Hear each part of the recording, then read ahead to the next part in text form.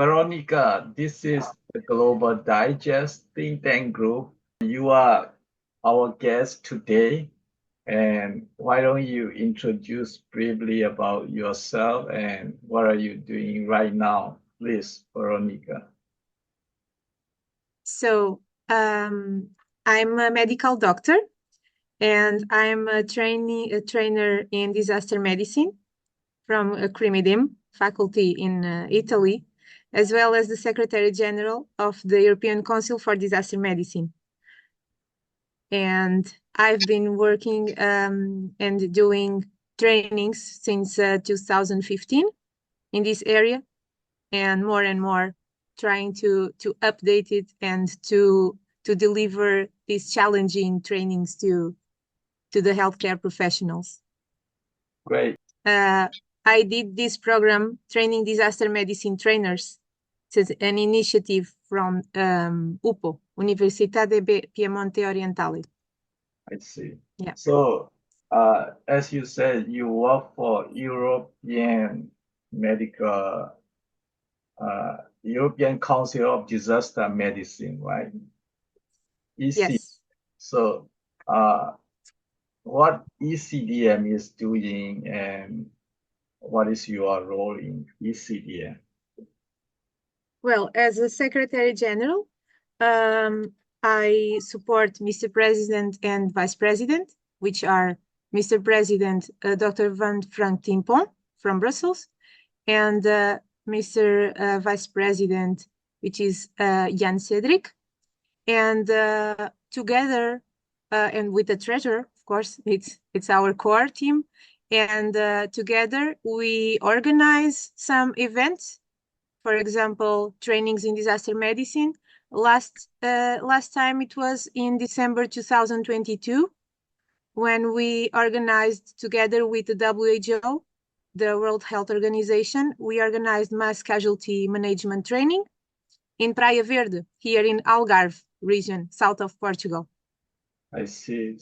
Yeah, and so we try to advocate for disaster medicine importance and training, because nowadays we face a lot of disasters, not only natural disasters, but man-made disasters as well.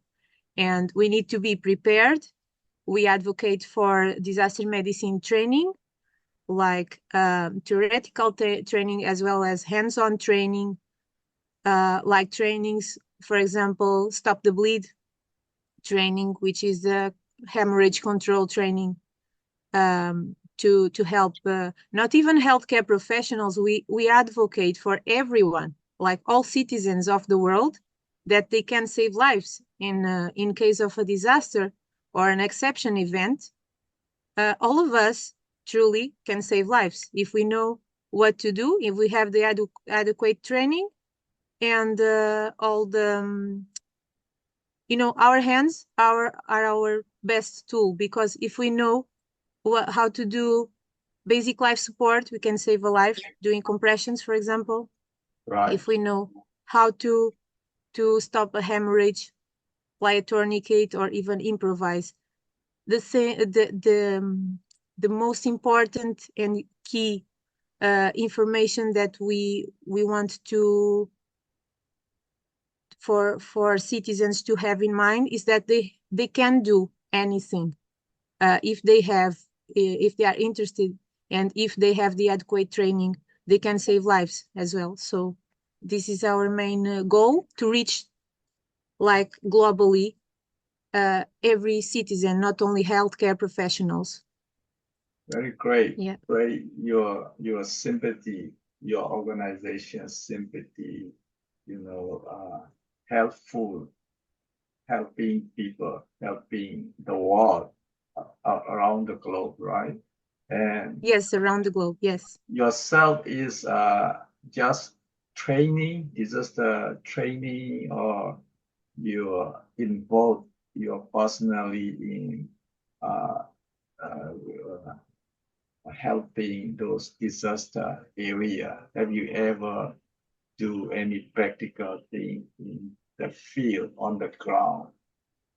So on the field, we have a prediction of doing this. That's why we have a recent project, even together in collaboration with Military Coach, which is a training entity that had like military professionals with 20 plus years of experience in humanitarian missions. And myself, I didn't have the chance yet, because when I did this training disaster medicine trainers, I was in med school still. I was in my third year medical school, so I was still a medical student. And then afterwards, in 2019, I got pregnant of my baby, now Victoria, is Great. the light of my life. And then, maternity. And then I stopped for some years, and then I introduced again this training with more and more updates and more challenging trainings as well. And now, yes, we have this in mind to go on a So mission. what kind of disaster you have mostly facing in Europe? Well, in Europe, you see a lot of wildfires and droughts as well, and floods. We have more and more, and I'm talking about my region, the south of Portugal. We struggle a lot with wildfires. So all the firefighters have like a tough time combating the big flames and organizing all this operational theater with all the competent entities. And sometimes, of course, you cannot manage within your own resources. You need to call for help from abroad, so within the country, and sometimes out of the country even. So this, I would say, we struggle a lot. And depending in the summertime, yes, we struggle a lot with wildfires here in this area and droughts. So there are initiatives, for example, from the government to save water, for example, because people are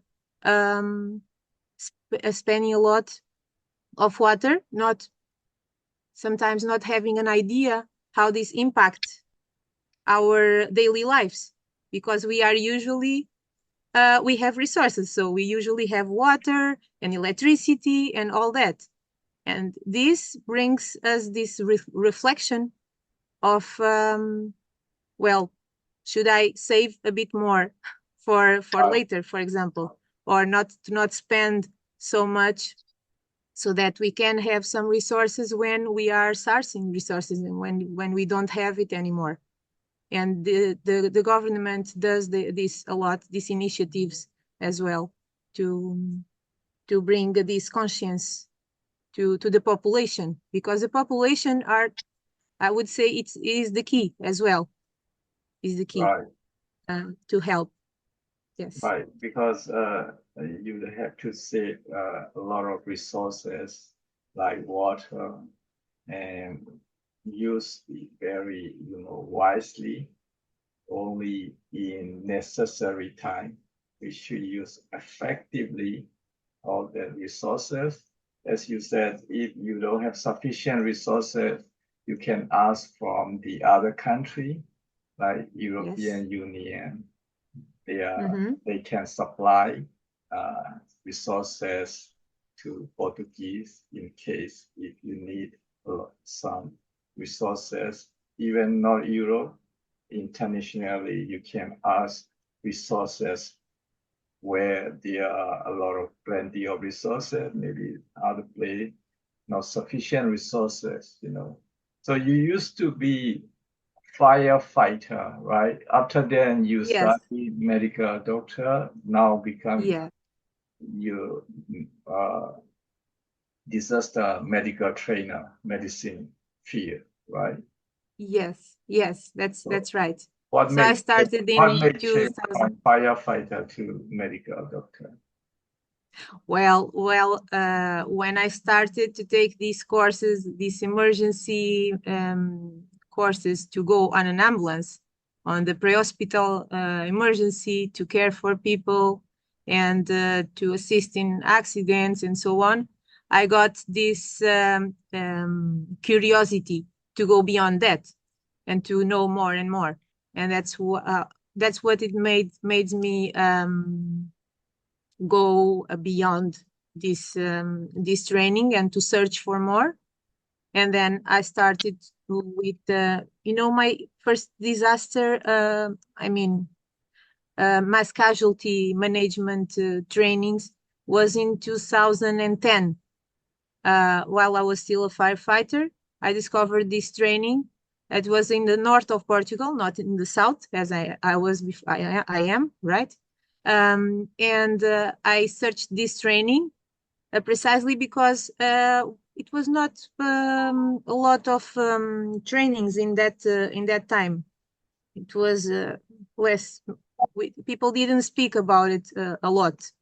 So that's when was my first mass casualty management training. It was 3 days, like nonstop, even night and day and night and day, and it was really great.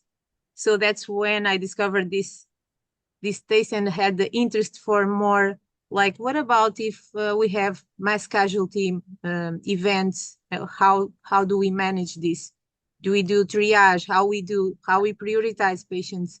And that's when the opportunity came when I was a medical student, that I had this opportunity to apply globally with all my medical colleagues, medical students, apply to this program in Italy. And I'm really thankful and grateful and honored to be chosen to be to be a part of them, of this program, because there are really nice experts there.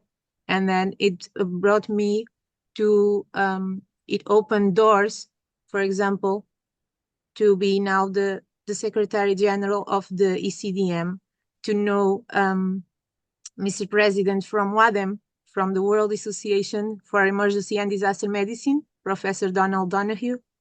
So I met because I usually go to congresses and conferences of disaster medicine, and the last one was in April in this year, and we went to Toulouse, France. We met together in the second international disaster response conference. And I met again Professor Ciotone. She's the father of disaster medicine. And it was great. And Amalia. And so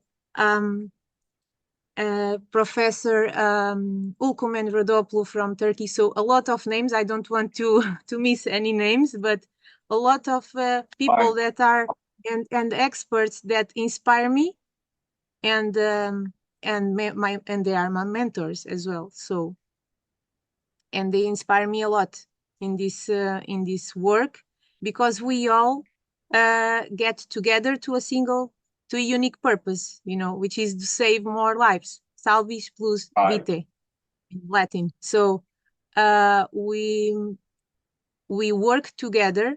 It's a synergy. We work together, all of us, to reach the maximum number of people, to create this awareness in disaster medicine, because people, of course, they don't want to think about or to talk about it.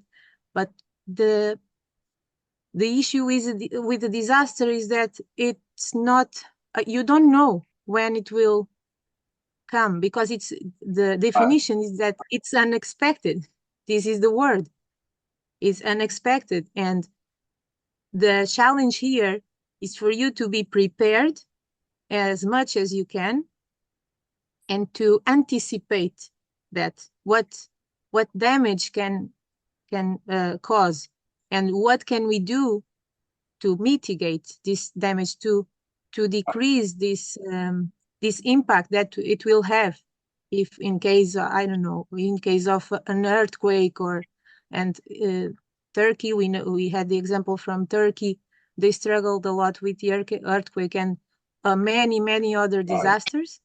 And there are important lessons that the experts bring to us because they were there in the country and they managed to respond as they could, and so they bring all this rich information among others. So it's truly inspirational to have such great people in my life.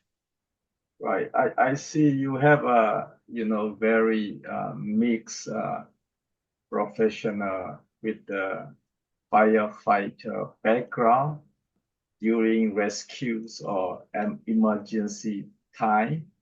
That time people almost die.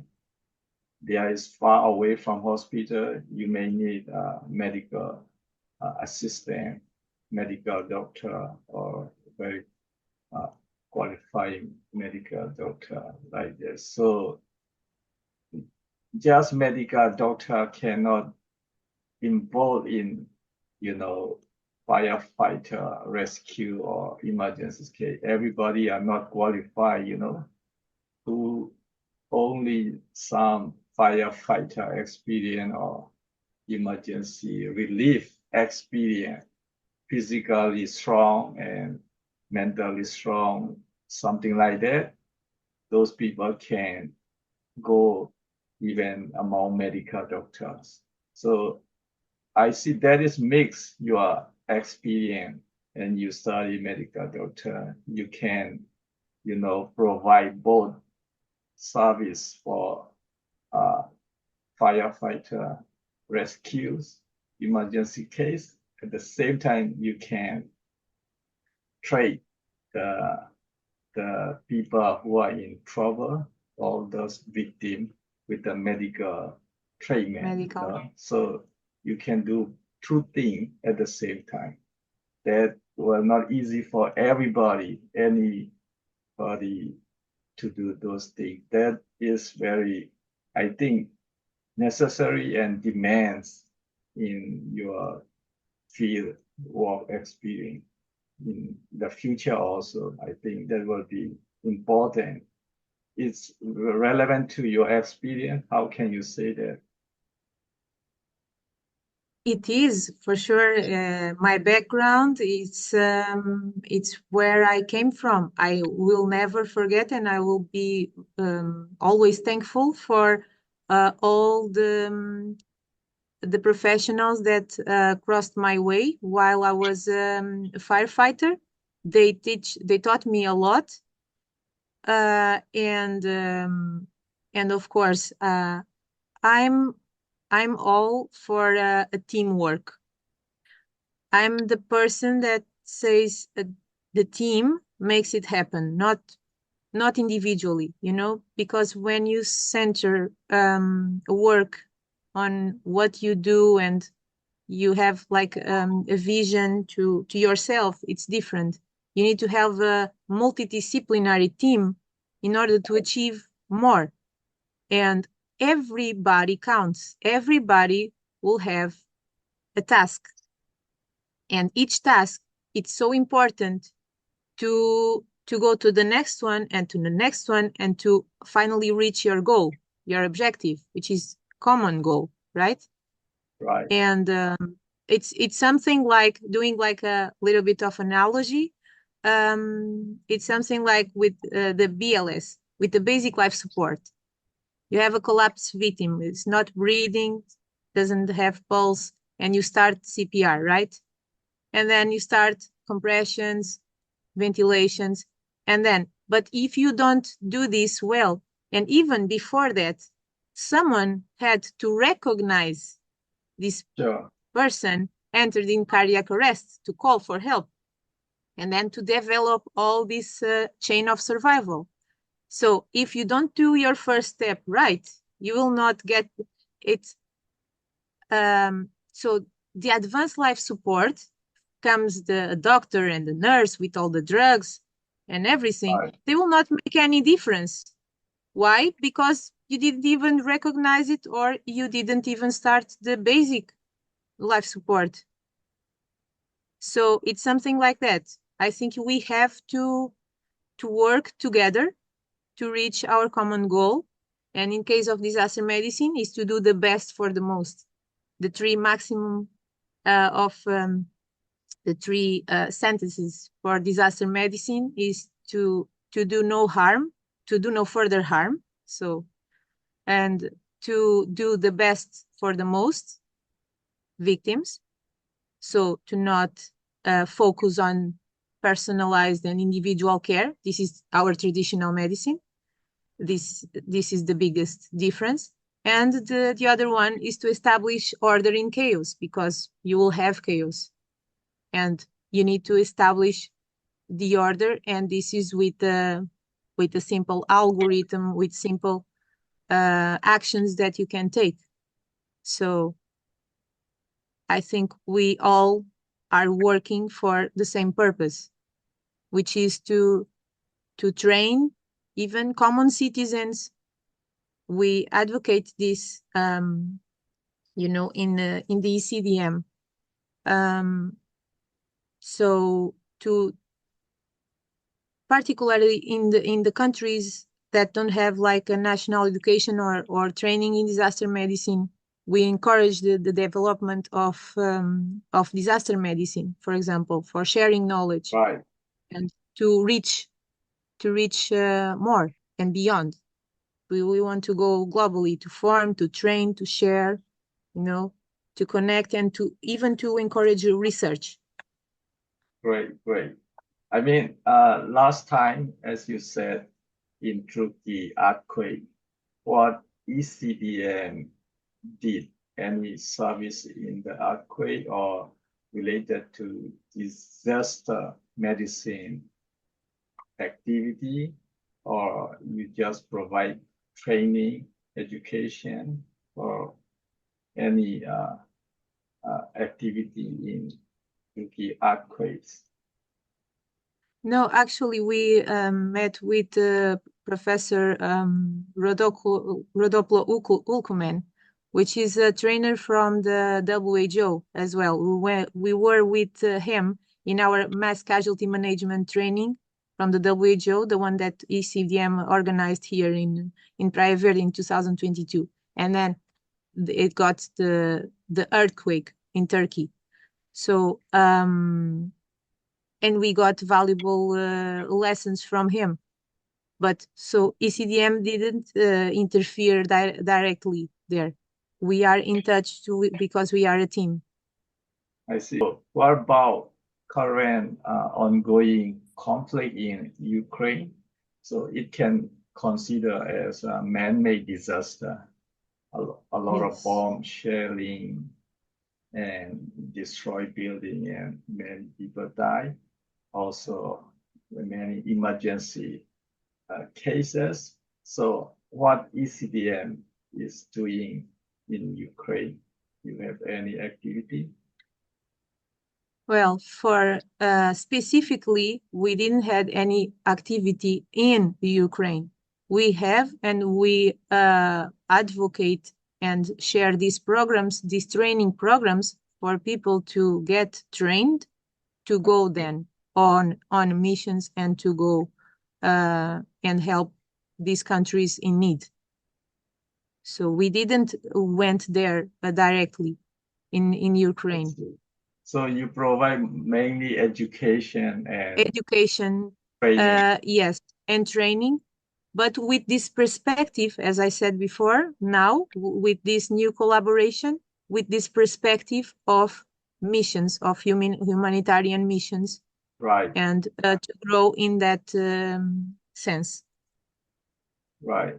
You know, did you ever hear about military coup in Burma and a lot of civil war, a lot of humanitarian disaster, including recently flood in Burma, you know, in Asia, and also military attack, bombing, shelling, and a lot of innocent civilians die and injured.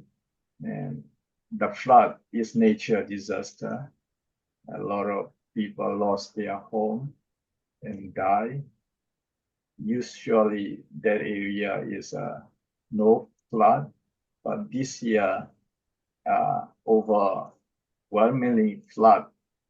Those villages become underwater because of so many storms from different sides, from the east side, from the west side, they are trapped in the middle. So the unusual over flood or flash flood suddenly flowing big amount of water, many villages become underwater. So you may know a lot of disaster, different kind of disaster.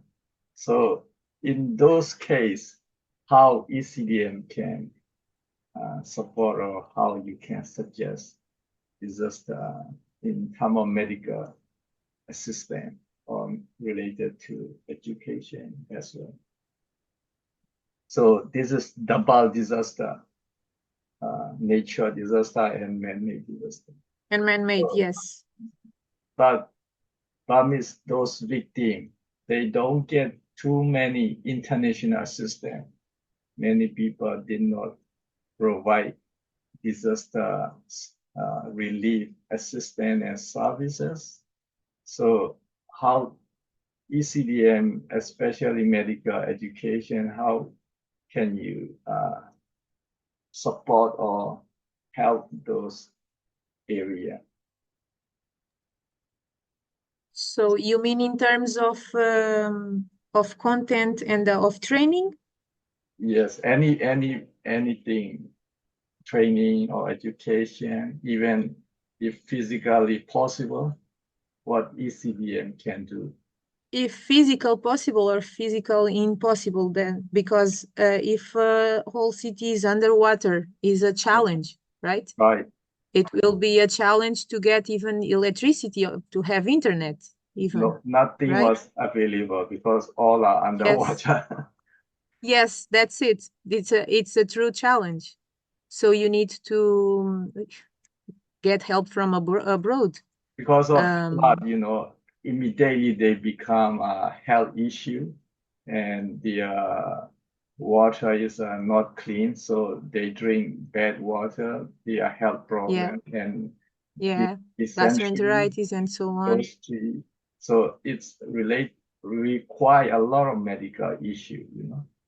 Yes, a lot of medical issues. But there are organizations in worldwide organizations to that directly support and had fundings for helping these disasters in these populations that are in need. Because if you don't have any way of reaching out, it's a real challenge. You cannot only if someone that from these organizations can send help directly there, even human resources, so healthcare professionals to go there and to treat the casualties, treat the victims, bring drugs, Right, um, right? Because even the hospitals might disappear, or right. they are not available anymore. So you need to Urgently rebuild old. they need Mm. medicine. They need They need medicine. We are mostly focused on the training, and of course we can and we are always available to establish partnerships with other organizations so that we can work in synergy, and all together we do our part. And for so in investment wise, there are some local people they are helping, and some are maybe medical doctor and nurses. Maybe they are not expert in disaster. How they can, get trained, your disaster medicine education. How they so can they get can trained. reach out. Actually, they can reach out. um, And we have two possibilities. We have on-site training, in which a country might ask look, I want to get ready for disasters. Can you come and make a training for our personnel, for our staff? And we can talk about it. And we have the video conference option, which is by Zoom, by Teams, by an online platform, and we do some training. We establish the objectives and we do the trainings. So it's all upon request and upon the necessities of the country itself, of the one person that contacts us. I We see. can help in that way. Yeah. So we established this protocol with Militar Coach, which is a training entity that, which, as I said, they have military professionals with 20 plus years of experience, and with them we can do. And I'm the coordinator of MedCouch, which is a disaster medicine course, and we just opened the applications worldwide so that the professionals that are interested in disaster medicine course, they can come to Lisbon and to make this course with us in Lisbon. It's a 24-hour non-stop course. It's certified by the European Council for Disaster Medicine, and the help in content, collaboration in content from WADEM. So this course, it's a bit theoretical, but mostly practical. I see. It's very challenging, yes, because includes the Stop the Bleed course as well, because it's the key. You Right. don't have if you have trauma, you need to be able to apply a tourniquet well to control massive hemorrhages.